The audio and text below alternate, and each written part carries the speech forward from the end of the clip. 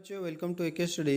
ये क्लास 9 का अक्टूबर माह में जो एग्ज़ाम होने वाला है उसमें आपका दो पेपर की संभावना है, इंग्लिश का और इकोनॉमिक्स का। इंग्लिश का सॉल्यूशन हमने चैनल में अपलोड कर चुके हैं। आज हम लोग अर्थशास्त्र का करेंगे यानी इकोनॉमिक्स का। इकोनॉमिक्स में आपको कुल समय जो मिलेगा वो 2 घंटा मिलेगा और इसमें पूर्णांक जो है वो 40 नंबर का है। और क्वेश्चन का पैटर्न की बात करें प्यारे बच्चों, तो क्वेश्चन जो है आपको 4 खंड में बटा रहेगा। खंड का, खा, गा, घा। खंड का में प्यारे बच्चों ऑब्जेक्टिव टाइप का क्वेश्चन रहेगा और 10 क्वेश्चन उसमें रहेगा।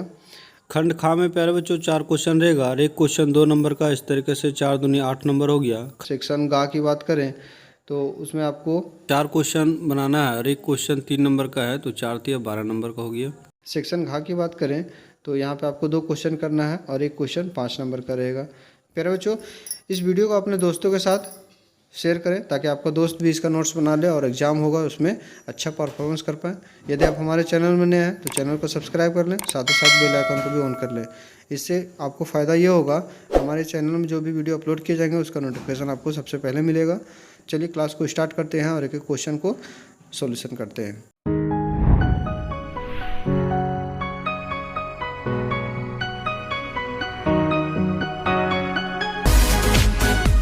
प्यारे बच्चों, सेक्शन का में लिखा हुआ है निम्नलिखित प्रश्नों में सही विकल्प का चयन कीजिए। क्वेश्चन नंबर 1 में लिखा हुआ है निम्नलिखित में से कौन एक गैर कृषि क्रिया है।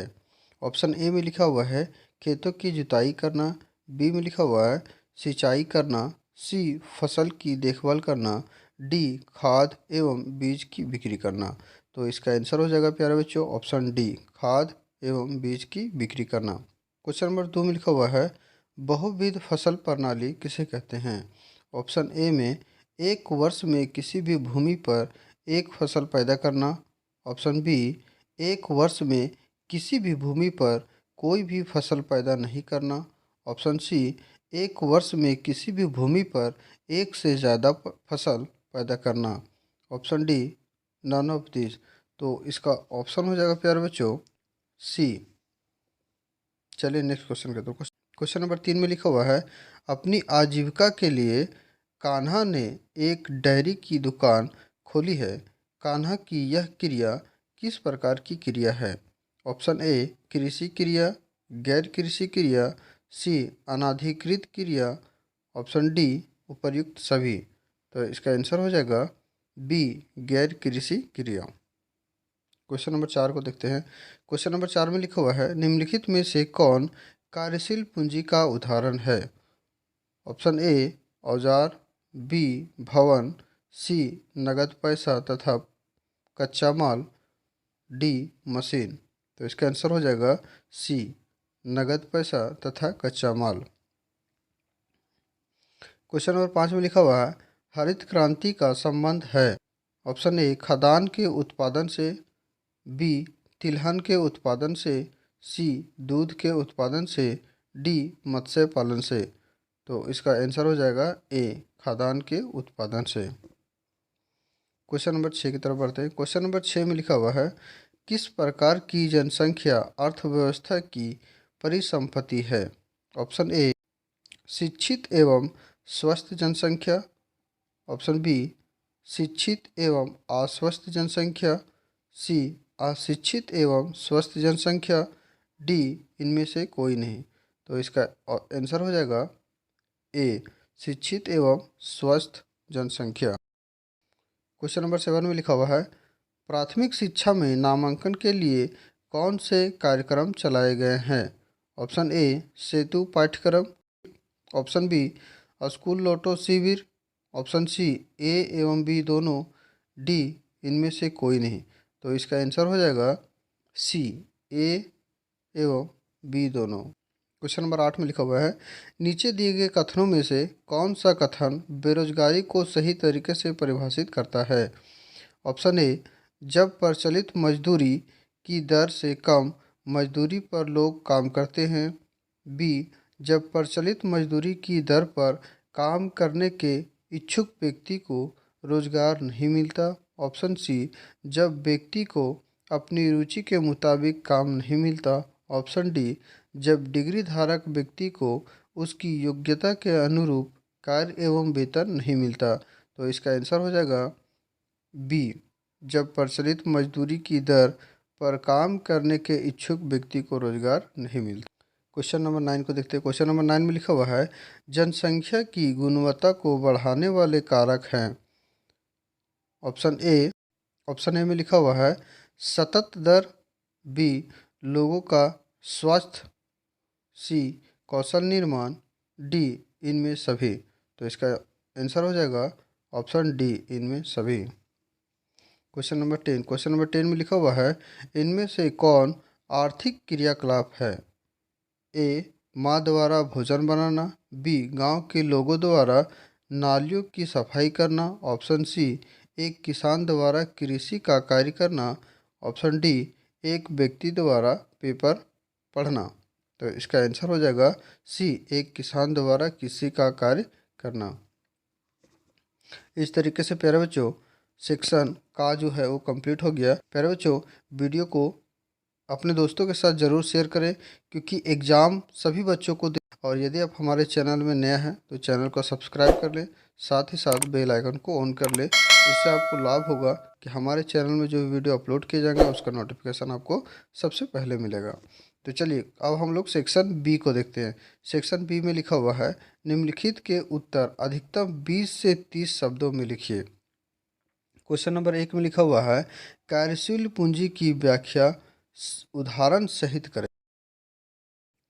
इसका आंसर होगा, कच्चे माल और नगद मुद्रा को कार्यशील पूंजी कहा जाता है, क्योंकि ये चीज़ें उत्पादन क्रिया के दौरान समाप्त हो जाती हैं। यह पूंजी व्यवसाय के दैनिक कार्यकलापों को पूरा करने हेतु जरूरी होता है। दूसरे शब्दों में यह कहा जा सकता है कि अस्थायी संपत्तियों क्रय कर लेने के बाद व्यवसाय की दैनिक आवश्यकताओं को पूरा करने के लिए कार्यशील पूंजी की आवश्यकता पड़ती है। यह पूंजी थोड़े समय के स्वभाव की होती है। क्वेश्चन नंबर 2 में लिखा हुआ है, बहुविध फसल प्रणाली से आपका क्या तात्पर्य है। तो इसका आंसर हो जाएगा प्यारे बच्चों, एक वर्ष में किसी भूमि पर एक से ज़्यादा फसल पैदा करने की विधि को बहुविध प्रणाली कहते हैं। क्वेश्चन नंबर 3 में लिखा हुआ है, बेरोजगारी शब्द से आप क्या समझते हैं। तो इसका आंसर होगा, बेरोजगारी वह दशा या अवस्था है जब प्रचलित मजदूरी की दर पर काम करने के इच्छुक लोग रोजगार प्राप्त नहीं कर पाते हैं।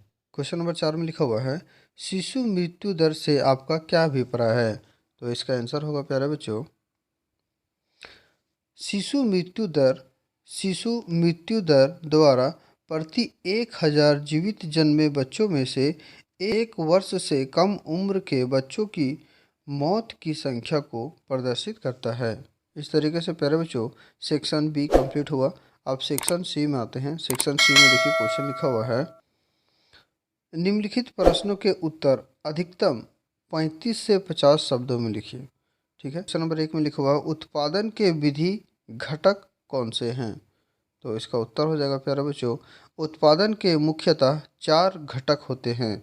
पहला भूमि सभी प्राकृतिक संसाधनों सहित, दूसरा श्रम सभी मानव संसाधन सहित, तीसरा पूंजी सभी मानव निर्मित संसाधन सहित, और चौथा एंटरप्राइज जो उत्पादन के लिए पिछले सभी संसाधनों को एक साथ लाता है। इनके द्वारा किए गए पारिश्रमिक को क्रमशः किराया, मजदूरी, ब्याज और लाभ कहा जाता है। उत्पादन के साधनों का किसी भी वस्तु के उत्पादन में बहुत अधिक महत्व होता है। क्वेश्चन नंबर 2 में लिखा हुआ है, एक ही खेत में उपज बढ़ाने के विधि ढंग कौन कौन से हैं। तो इसका आंसर होगा प्यारे बच्चों, एक ही भूमि पर उत्पादन बढ़ाने के लिए अलग अलग तरीके निम्नलिखित है। पहला, आधुनिक सिंचाई सुविधा का उपयोग करके एक ही भूमि पर उत्पादन को बढ़ाया जा सकता है। इसका दूसरा पॉइंट होगा, HIV बीज का उपयोग करके भी एक ही भूमि पर उत्पादन को बढ़ाया जा सकता है। इसका तीसरा पॉइंट होगा, उर्वरकों का उपयोग करके तथा रासायनिक खाद और कीटनाशकों जैसे रसायनों का उपयोग करके उत्पादन भी बढ़ाया जा सकता है। पॉइंट नंबर 4 में होगा, आधुनिक मशीनरी जैसे ट्रैक्टर, संयोजक, थ्रेसर, ड्रिलिंग मशीन, मोटर आदि का उपयोग करके भी उत्पादन बढ़ाया जा सकता है। पॉइंट नंबर 5 में होगा, बिजली चलित नलकूपों से सिंचाई करके उत्पादन बढ़ाया जा सकता है। उदाहरणार्थ, पालमपुर में पारंपरिक किस्मों से उगाई गई गेहूं की पैदावार 1300 किलोग्राम प्रति हेक्टेयर थी, परंतु HIV बीजों के उपज 3200 किलोग्राम प्रति हेक्टेयर गई। इस प्रकार गेहूं के उत्पादन में भारी वृद्धि हुई थी। क्वेश्चन नंबर 3 में लिखा हुआ है, क्या शिक्षा की भांति स्वस्थ मानव भी पूंजी निर्माण को प्रभावित करता है? स्पष्ट कीजिए। तो इसका आंसर होगा प्यारे बच्चों, स्वस्थ अपना कल्याण करने का एक आवश्यक आधार है। अस्वस्थ लोग किसी भी संगठन के लिए बोझ बन जाते हैं। पॉइंट नंबर 2 में, स्वस्थ व्यक्ति अधिक काम, अधिक उत्पादन और अधिक आय सृजन का प्रतीक है। पॉइंट नंबर 3 में लिखा हुआ है, स्वस्थ व्यक्ति ही अच्छा उत्पादक होता है और अर्थव्यवस्था के विकास में सहायक होता है। नंबर 4 में लिखा हुआ प्यारे बच्चों, द्वितीयक क्षेत्रों के कार्यकलापों का उदाहरण सहित वर्णन करें। आंसर होगा प्यारे बच्चों, परिभाषा लिखेंगे। द्वितीयक क्षेत्र में कच्चे माल को विनिर्माण की प्रक्रिया के माध्यम से तैयार माल में बदला जाता है। इस गतिविधि को औद्योगिक गतिविधि भी कहा जाता है। द्वितीयक क्षेत्र को हम माध्यमिक क्षेत्र के नाम से भी जानते हैं। द्वितीयक क्षेत्र में विद्युत उपकरण निर्माण, खाद्य निर्माण, कपड़ा उत्पादन, हस्तशिल्प और उद्योग शामिल है। उदाहरण के लिए लौह अयस्क का उपयोग करके विनिर्माण की प्रक्रिया के जरिए हम कार, बसें, रेल बनाते हैं। विकसित देशों में माध्यमिक क्षेत्र मध्यम वर्ग के लिए अच्छी तनख्वाह वाली नौकरी का बहुत महत्वपूर्ण स्रोत है। उदाहरण के लिए USA में 20% लोग रोजगार के लिए माध्यमिक क्षेत्र पर निर्भर हैं। जिन देशों का द्वितीयक क्षेत्र विकसित होता है उनका निर्यात अधिक होता है और वे अधिक समृद्ध होते हैं। प्यारे बच्चों, इस तरीके से सेक्शन C भी कंप्लीट हो गया। अब सेक्शन D की तरफ बढ़ते हैं। सेक्शन D में लिखा हुआ है, निम्नलिखित में से किन्हीं दो प्रश्नों के उत्तर अधिकतम 80 से 100 शब्दों में लिखिए। ये एक क्वेश्चन 5 नंबर का है, इसलिए थोड़ा सा क्वेश्चन आपको लंबा लिखना पड़ेगा। क्वेश्चन नंबर 1 में लिखा हुआ है, पालमपुर गांव में बिजली के विस्तार में किसानों को क्या लाभ हो रहा है? इसका आंसर होगा, बिजली से खेतों में उपस्थित सभी नलकूपों एवं विभिन्न प्रकार के छोटे उद्योगों को विद्युत ऊर्जा मिलती है। पालमपुर के किसानों की बिजली के प्रसार ने विभिन्न तरीकों से सहायता की है। इसको हम लोग पॉइंट से लिखेंगे। पॉइंट नंबर का में लिखा हुआ है, इनसे पालमपुर के किसानों को अपने खेतों की सिंचाई बेहतर तरीके से करने में सहायता की है। इससे पहले वे रहट के द्वारा सिंचाई करते आए थे, जो अधिक प्रभावशाली तरीका नहीं था, किंतु अब बिजली की सहायता से वे अधिक बड़े क्षेत्र को कम समय में अधिक प्रभावशाली तरीके से सींच सकते हैं। खा में लिखा हुआ है, इसका खा में लिखेंगे, बिजली से सिंचाई प्रणाली में सुधार के कारण किसान पूरे वर्ष के दौरान विभिन्न फसलें उगा सकते हैं।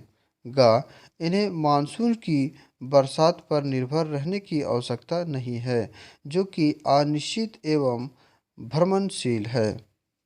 घा, बिजली के प्रयोग के कारण पालमपुर के किसानों को बहुत से हाथों के कामों एवं चिंताओं से मुक्ति मिल गई। इस तरीके से ये क्वेश्चन कंप्लीट हुआ। प्यारे बच्चों, इसका क्वेश्चन नंबर 2 देखते हैं, प्रछंद और मौसमी बेरोजगारी में क्या अंतर है? तो इसका आंसर होगा प्रछंद बेरोजगारी। पहले प्रछंद बेरोजगारी के बारे में समझते हैं। प्रछंद बेरोजगारी कई बार एक नौकरी या कार्य में एक से ज़्यादा व्यक्ति कार्यरत हो, जबकि उस कार्य विशेष के लिए लोगों की इतनी आवश्यकता ना हो। ऐसी स्थिति को प्रछंद बेरोजगारी कहा जाता है। उदाहरण के लिए, यदि कहीं खेत को करने के लिए 5 लोगों की आवश्यकता होती है, लेकिन 8 लोग लगे रहते हैं, इसमें 3 लोग अतिरिक्त हैं। यदि 3 लोगों को हटा दिया जाए तो खेती के उत्पादन में कमी नहीं आएगी। खेत में 5 लोगों के काम की आवश्यकता है और 3 अतिरिक्त लोग प्रच्छन्न रूप से बेरोजगार होते हैं। अब समझते हैं मौसमी बेरोजगारी के बारे में। तो पहले लिखेंगे मौसमी बेरोजगारी। मौसमी बेरोजगारी तब होती है जब लोग वर्ष के कुछ महीनों में रोजगार प्राप्त नहीं कर पाते हैं। कृषि पर आश्रित लोग आमतौर पर इस तरह की समस्या से जूझते हैं। वर्ष के कुछ मौसम होते हैं जब बुआई, कटाई, निराई और गहाई होती है। कुछ विशेष महीनों में कृषि पर आश्रित लोग को अधिक काम नहीं मिल पाता है। तो इस तरीके से प्यारे बच्चों हमने सारा क्वेश्चन को सॉल्व किया। आई होप आपको वीडियो अच्छा लगा होगा, हेल्पफुल लगा होगा। तो आप इसे लाइक करें और अपने दोस्तों के साथ डेफिनेटली शेयर करें। ए के study always with you. Thanks for watching.